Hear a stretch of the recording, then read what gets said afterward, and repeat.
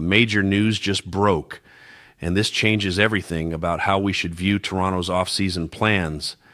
John Heyman dropped a report minutes ago that's getting everyone talking, and it directly involves the Blue Jays and their next big move. We're less than a week from winter meetings now, and things are accelerating fast. John Morosi also has new information about Pete Fairbanks and the reliever market that we need to discuss. There's a lot happening right now, so let's break down what all of this means and where Toronto goes from here. Before I get into the details, if you haven't subscribed yet, now's the time. The support has been incredible, and we're covering every development as it happens.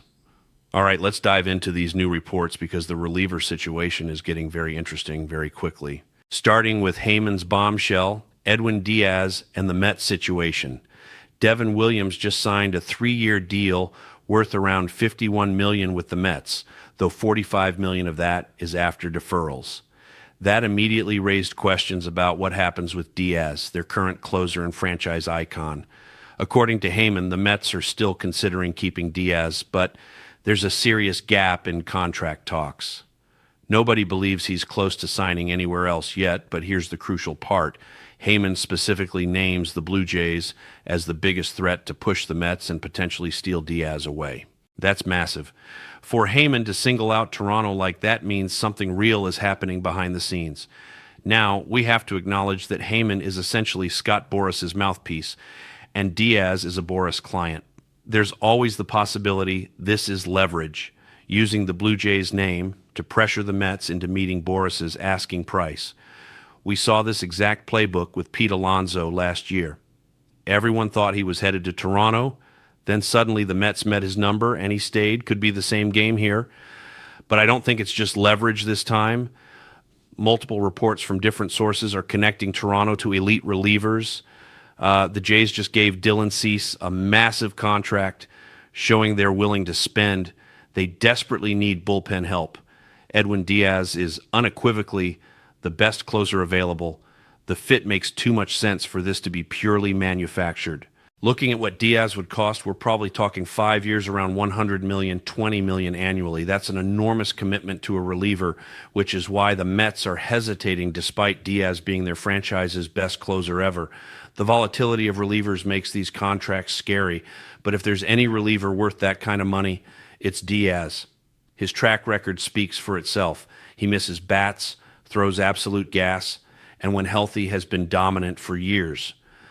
According to Will Salmon's reporting in The Athletic, contract length has emerged as the major sticking point between Diaz and the Mets. They're comfortable paying him well, but 5 years for a reliever in his early 30s makes them nervous. That's where Toronto could swoop in. If they're willing to give that 5th year or guarantee the full $100 million without heavy deferrals, they could land him. The question becomes whether Toronto should go all in on Diaz or pursue cheaper options. Mark Feinsand laid out the next tier of closers available: Robert Suarez, Pete Fairbanks, Emilio Pagan, Tyler Rogers. These guys would cost significantly less, but also provide less impact. If you're building a championship bullpen, you want the elite arm, not the budget version. This isn't the time to penny pinch on the back end of your bullpen when you're trying to contend. Now, Pete Fairbanks keeps coming up in multiple reports. John Morosi said a couple hours ago that the Blue Jays, Marlins, and Tigers are all involved in the Fairbanks market, and he could sign before winter meetings start Monday. Feinsand also mentioned Toronto's interest. So clearly they're pursuing multiple options simultaneously, which is smart. You don't put all your eggs in the Diaz basket and risk striking out with no backup plan. But here's my concern with Fairbanks. His numbers have declined. His fastball velocity dropped from where it was in 2022 and 2023.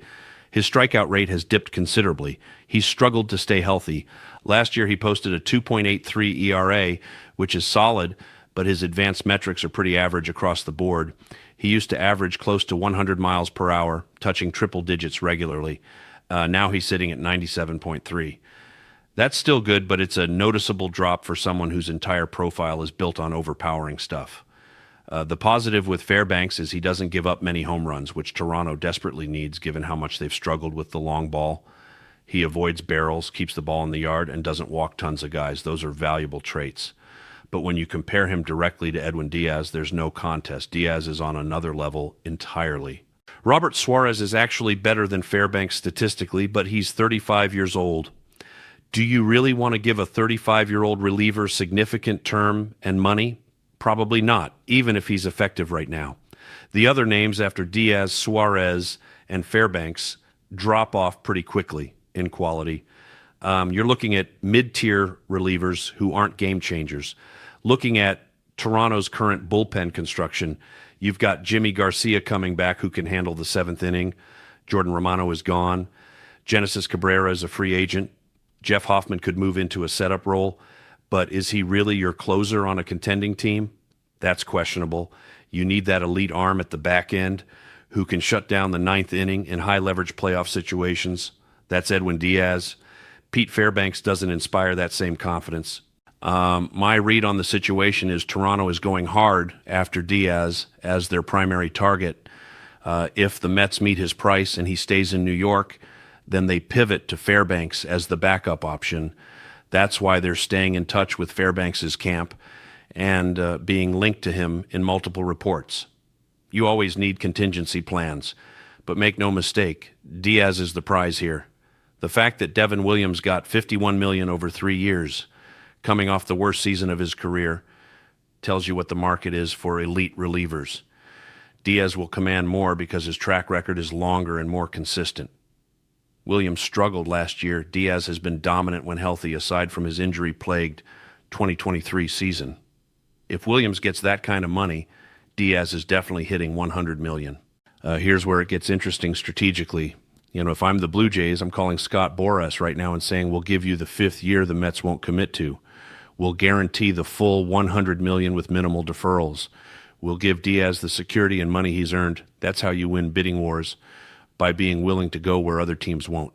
The Mets adding Devin Williams gives them a safety net if Diaz walks. They're not desperate anymore. They can play hardball on the contract negotiations because Williams can slide into the closer role if needed. That actually helps Toronto because it means the Mets might not match an aggressive offer. This could be Toronto's window to strike. Winter meetings start Monday, and based on how quickly the reliever market is moving, I expect Diaz to sign sometime next week. Either the Mets meet his number and keep him, or someone else swoops in. Multiple insiders believe a reliever will be Toronto's next significant move. The position player market is still developing slowly. Tucker and Bichette won't sign for a while probably, but the bullpen is where immediate action is happening. There were apparently 5 other teams besides the Yankees who offered Devin Williams money before he chose the Mets. I have to imagine Toronto was one of those 5. The fit made perfect sense. Elite reliever in his prime, reasonable contract length, proven track record. If they were willing to go 3 years, $45 million for Williams, they should absolutely be willing to go 5 years, $100 million for Diaz, who's significantly better. The key question is whether Toronto views this as the offseason to go all in. They got Cease, which signals serious intent, but are they willing to commit massive money to multiple areas of need? Can they afford Diaz at $100 million and still have enough left for Tucker or Bichette? The math might not work for everything. Choices will have to be made about where to allocate resources. My preference is clear. Go get Edwin Diaz. He's the best closer available by a significant margin. He changes your entire bullpen dynamic. Having an elite closer who can dominate in playoff situations is invaluable. Look at how much World Series teams rely on lockdown bullpens. You can't scrimp on that ninth inning if you're serious about winning a championship. If they strike out on Diaz and have to settle for Fairbanks, that's fine. He's a solid option who would improve the bullpen. But he doesn't move the needle the same way. He doesn't give you that elite weapon you can turn to in must-win games. There's a huge gap between getting your top target and settling for your backup plan here. The fact that multiple credible reporters are connecting Toronto to these top relievers tells me something is happening soon. When you see this much smoke from different sources, there's real fire. This isn't just agents floating names for leverage. Toronto is actively pursuing multiple options and plans to make a move quickly. What's interesting is the leverage angle with Heyman and Barras. Could this be manufactured to push the Mets? Absolutely possible. But even if that's partially true, it doesn't mean Toronto isn't legitimately involved. Both things can be true simultaneously. Boras uses real interest to create leverage. The Blue Jays being genuinely interested makes them useful for negotiating with the Mets. while also giving Toronto a real chance to win the bidding. Looking at the bigger picture, Toronto's offseason strategy is becoming clearer. They got their ace starter in Cease. They added Cody Ponce for rotation depth at tremendous value. Now they're aggressively pursuing elite bullpen help. Once they address the closer situation, they can focus entirely on improving the lineup. That's logical sequencing. Shore up pitching first, then attack the hitting market. The timeline matters here. Winter meetings start Monday and run through Wednesday. History shows that's when dominoes fall quickly. Everybody's in one place, negotiations accelerate, deals get done. If Diaz is going to sign, next week feels like the most logical window. Same with Fairbanks or whoever else Toronto ends up pursuing. My prediction is we see Toronto make a bullpen move by Thursday at the latest.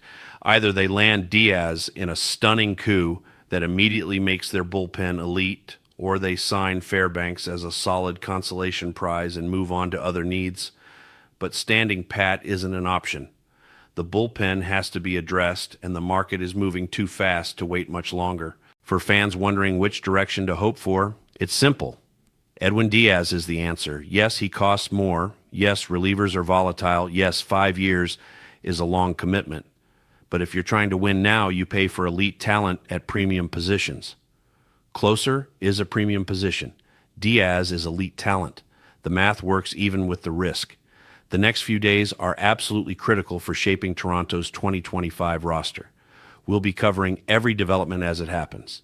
This is where championship rosters get built, making aggressive moves on impact players while the market is still active.